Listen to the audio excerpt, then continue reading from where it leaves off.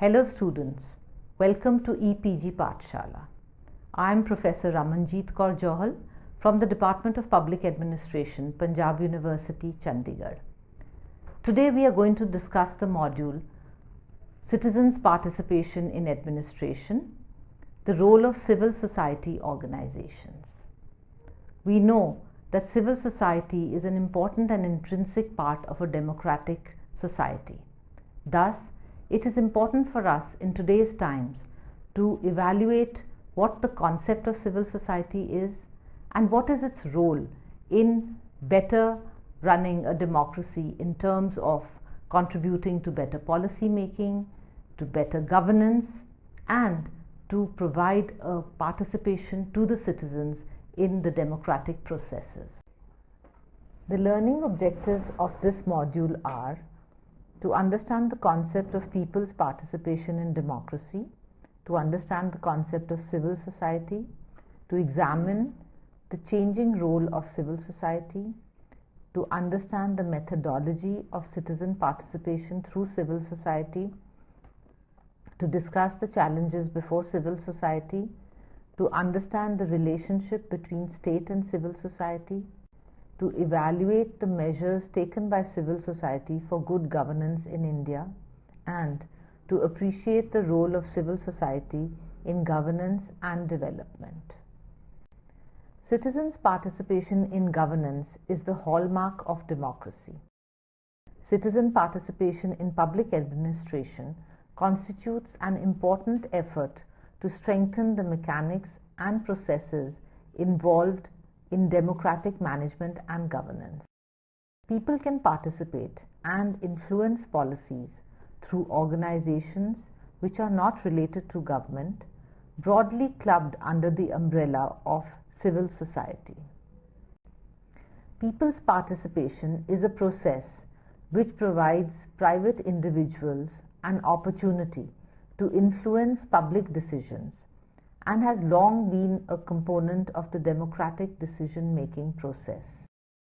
Its benefits are that information and ideas on public issues are raised, public support is there for planning decisions, there is avoidance of protracted conflicts and costly delays, goodwill which can carry over to future decisions. There arises a spirit of cooperation and trust between the agency and the public. Civil society refers to networks and relationships of those groups that are not organized and managed by the state. It is expected to identify major problems in society, to articulate current issues, to empower the disadvantaged, to serve as an independent voice in strategic debate, and to provide a constructive forum for exchange of ideas and information between the key actors in the policy process. If we see the evolution of civil society, there are certain thinkers whose thoughts on this must be discussed. Hegel was the first philosopher to develop a recognizable modern notion of civil society in his philosophy of rights. To Hegel, civil society was identical with the private and particularistic, and characterized by the conflicting and avaricious striving of individuals and classes for largely materialistic ends, while the state was seen as the embodiment of universal ethical values and rational civilization. Antonio Gramsci isolated civil society as a category of importance in its own right. Gramsci characterized civil society as the realm of culture and ideology, or more concretely, as the associational realm. For Gramsci, civil society exists as a kind of intermediary, linked both with the economic structure and with the state. Robert Putnam's social capital approach is also a very important contribution to the discourse on civil society. He argues that social capital has a positive impact on governance because it allows community members to overcome the dilemmas of collective action, which would otherwise hamper their attempts to cooperate for the purpose of bettering social life. And then we have the new communitarian perspective of Amitai Etzioni and Vincent Ostrom, which has added immensely to the civil society discourse.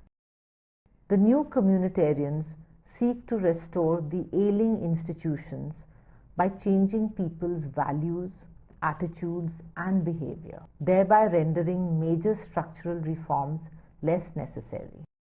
The aim is to develop a responsive community by striking a balance between the community and autonomy, as well as empowering community structures. There are a number of organizations that constitute civil society. Developmental non-governmental organizations, citizens groups, self-help groups, professional association, registered charity, business association, trade union, faith-based associations, coalition and advocacy groups, and the like. The role of civil society to get information and education from society and convert this into feedback to the authorities to enunciate the security needs of society. This feedback goes in the form of suggestions, expert opinion, and these security demands are therefore enunciated to the powers that be, the government, the parliament, and the security provider. Thus, civil society has multifarious roles to play. An advocacy role, a role for providing economic infrastructure provisions and maintenance, a role for an improved governance, a role for training and capacity building, for relief and rehabilitation, for income generation, to encourage new livelihood programs, to organize cooperative efforts, and also to deliver social services. Thus, civil society helps in generating the social basis for democracy. It promotes political accountability beyond party politics. It produces social trust, reciprocity, and networks. It creates and promotes alternatives through collective action. It also supports the rights of citizens and the concept of citizenship. We therefore see that there is a relationship between the civil society and the state that needs to be understood. Liberal theory considers civil society to be a necessary condition for democratic states. Civil society comprises the social realm in which the creation of norms, identities, institutions, and social relations of dominance and resistance are located. Civil society has an important role to play in governance. At one end of the spectrum is the simple one-way role of providing information. And as you proceed along the continuum, this role gets enhanced to that of creating dialogue, to participating in consultation, to go on to collaborating with the state, and finally to become a partner. Civil society is also a platform for citizenry-government interaction. The citizens interact with the government through civil society organizations or through processes which are provided in a democratic setup. Thus, there are dialogues, debates, there is elections, there is a consensus on opinion which is transmitted to the policy makers. And this is converted to public policy, which again goes back to the citizenry for evaluation and feedback and further fine-tuning or adjustment as the need may arise. This is an ideal situation. Similarly, civil society would ideally play a very important role in promoting good governance by promoting accountability, transparency, responsiveness, equitable and inclusive governance, effective governance, participatory governance, a consensus-oriented governance, and a governance that works and follows the rule of law. Civil society can influence policy and project formulation, membership of committees, is an important way in which civil society can make its voice heard. It can submit memoranda directly or through elected representatives, enunciating the needs of society. It can be interactive in rule-making, in the implementation of policies, projects, and schemes affecting citizens. The maximum day-to-day interaction between the government and the citizens takes place, and the popular image of governance is formed. There are expected outcomes when civil society engages in governance. Promoting good governance features like transparency, effectiveness, openness, responsiveness, and accountability. An important role through professional associations in policy analysis and as participants in the design of strategies. A role in regulation and monitoring of state performance and the action and behavior of public officials. A role in building social capital and enabling citizens to identify and articulate their values, belief norms, and democratic practices. It can develop civic interests and preferences. It can establish and nurture values and norms. It can play an important role in developing new ideas and problem-solving strategies. It can legitimize other actors and arenas of the political system. It can also control other actors and arenas of the political system. Therefore, civil society as a promoter of good governance in India. Marginalized sections like SCs and STs, previously excluded from politics because of their position at the bottom of India's social hierarchy, have now begun to take and avail the advantage of the opportunities presented by India's democracy. Women and environmentalists constitute new political categories that transcend traditional distinctions. The spread of social movements and voluntary organization has shown that despite the difficulties of India's political parties and state institutions, India's democratic tendencies continue to thrive. Beginning in the 1970s, activists began to form broad-based social movements which proved powerful advocates for interests that they perceived as neglected by the state and political parties.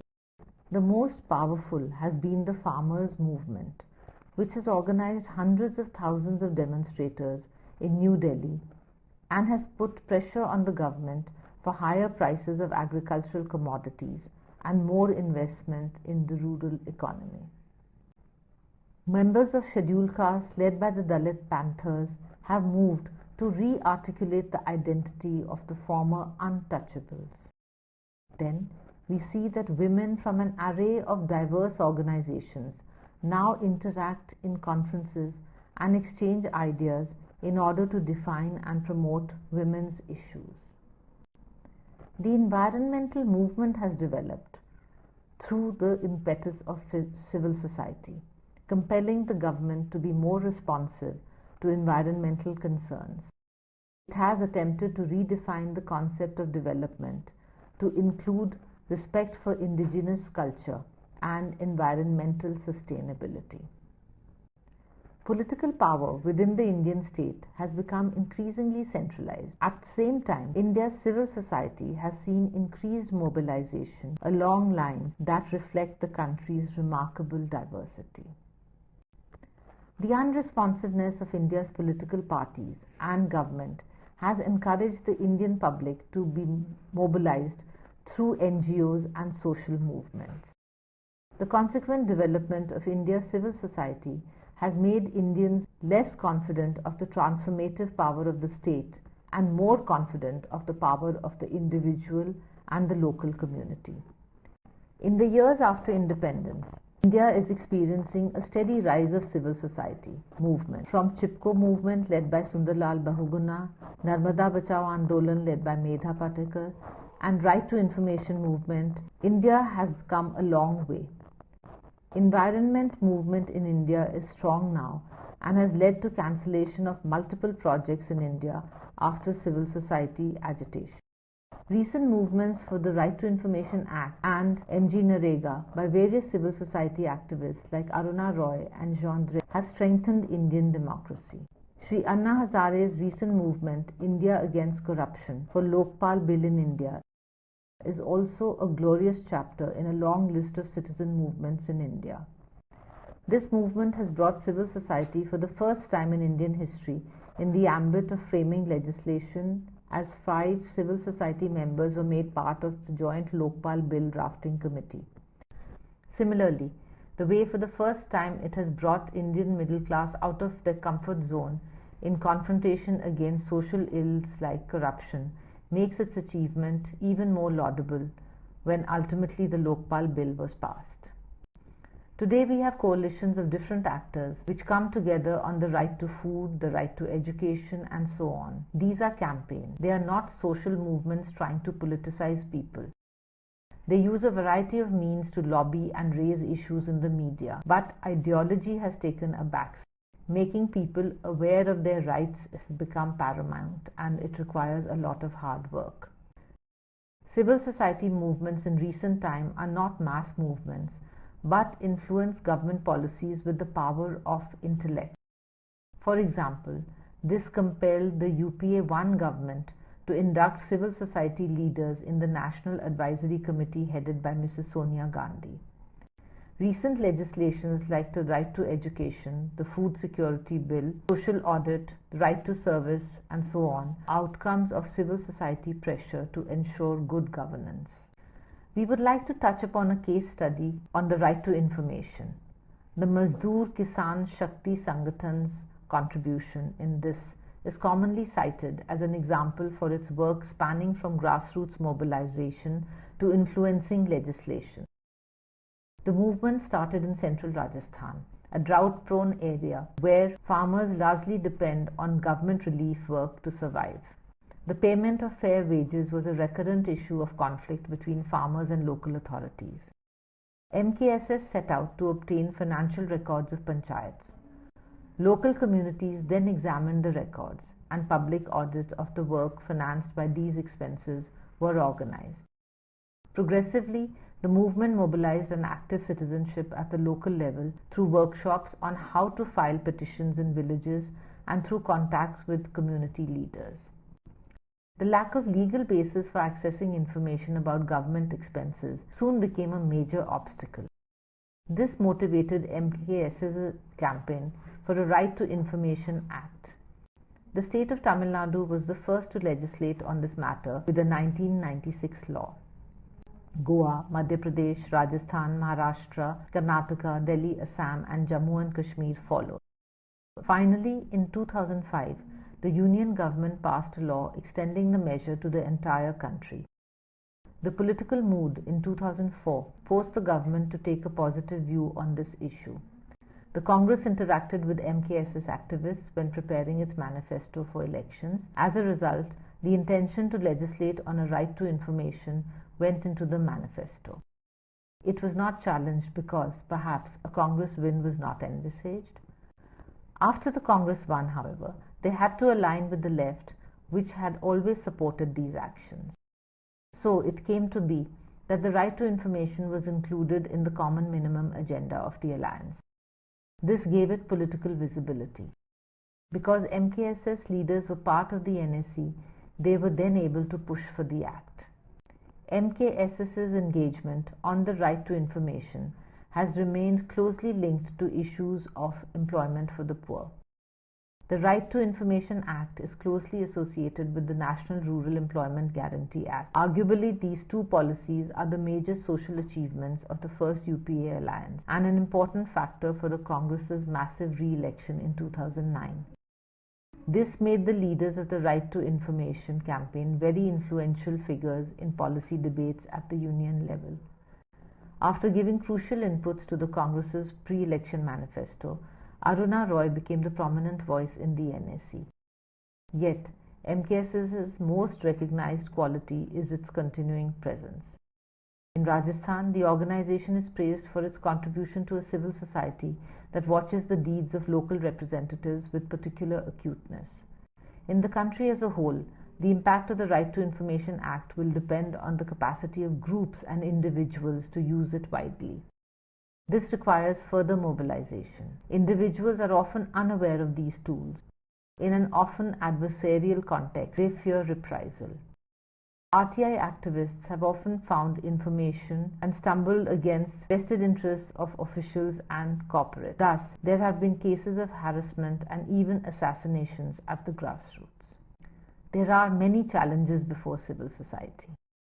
Firstly, the civil society concept has not been tightly conceptualized. That is why varied perspectives on its meaning, nature, and composition have come to camouflage its very essence. Community identities, as has been observed, have always been fluid in India and often see civil society to have no teleological virtue.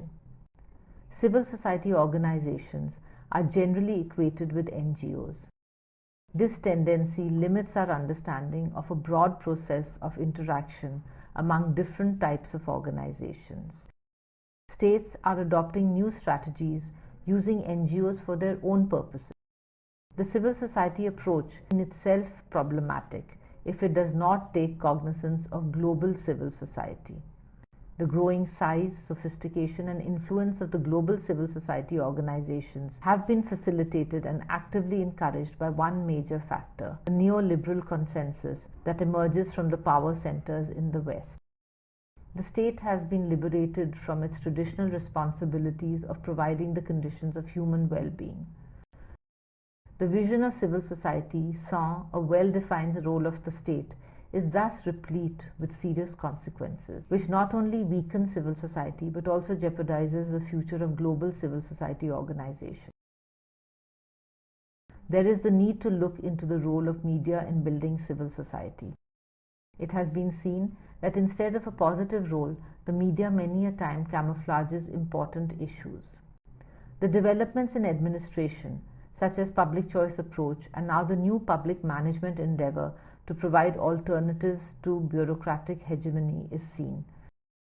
Reduce individuals to utility maximizers and focus on individual interests. The public choice approach does not provide the mechanism for arriving at a collective general interest. The new public management approach, on the other hand, treats citizens as mere clients and consumers. The pluralistic, communitarian new public administration and network agency perspectives give due regard to community, non-bureaucratic institutions and values, but do not attempt to develop the idea of autonomous, self-reflective, humane and conscientious civil society with an accent on genuine public interest. We need to see a futuristic perspective of civil society where the increasing labeling of civil societies as NGOs and vice versa needs to be addressed. Given the importance that donors and NGOs attach to the concept of civil society, it is cautioned by many that NGOs do not slip into the divide over the meaning of civil society, particularly where societies are heterogeneous and divided. The postmodern discourse, helpful in understanding the role of local narratives, marginalized groups in civil society. The category of civil society must be reconstructed to one that is accessible and responsive to the subaltern, marginal, and the radical. In the view of Habermas, the institutions of civil society must act to protect the autonomous development of public opinion in the public sphere from being undermined by state bureaucracy and economic power of the market. Alexis de Tocqueville, the predecessor of the pluralist approach, talks of civil society as a defensive counterbalance to the increased capabilities of the modern state. So students, we are going to make an effort now to summarize this long and complicated discussion that we have had on the role of civil society. To start with, it is important to emphasize that the concept of civil society itself is complicated. It is very loosely defined. Therefore, we cannot exactly say what is civil society. However, on the other hand, the responsibility placed on civil society has increased greatly in today's times in the neoliberal paradigm. Civil society is looked at as the instrument that is going to take over the functions that were earlier performed by the state now that the state is being rolled back.